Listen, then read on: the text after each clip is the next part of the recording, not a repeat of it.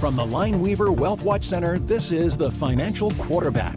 I'm Jim Lineweaver, your financial quarterback since 1993. Today we're talking about active money management and why investor behavior often matters more than the strategy itself.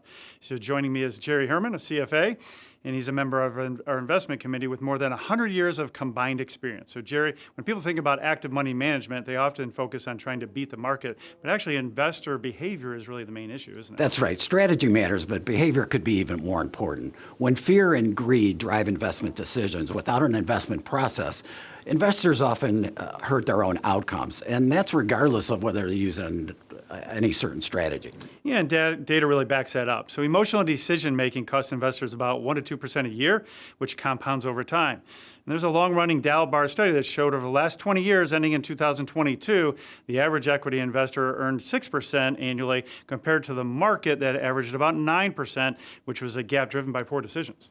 That's right. Investors tend to sell when the market's going down, and they don't buy back until it's already recovered. So they effectively lock in losses on the way down and miss gains on the way up. And missing those recoveries is incredibly costly. Research going back to the 1930s shows that if an investor missed just the 10 best days per decade, their total return over the time dropped to roughly 17%.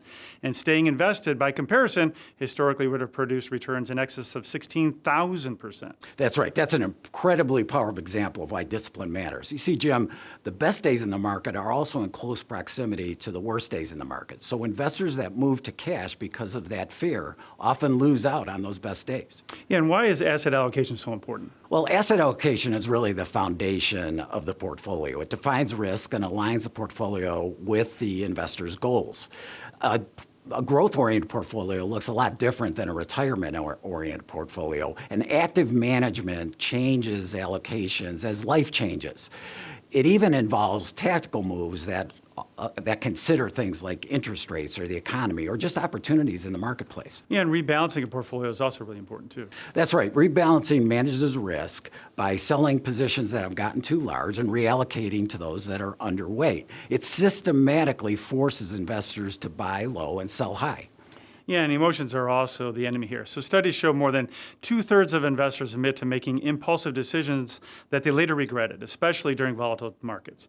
So Jerry, how would you summarize the core benefit of active investment management? So it's really about watching over your portfolio. It's managing risk, it's rebalancing, it's avoiding costly emotional mistakes, and looking at opportunities that have become available in the market. And that's exactly what we focus on at Lineweaver Wealth Advisors. If you'd like a second opinion on how your portfolio is positioned, visit lineweaver.net or call the number on your screen. Here's Fox News Sunday.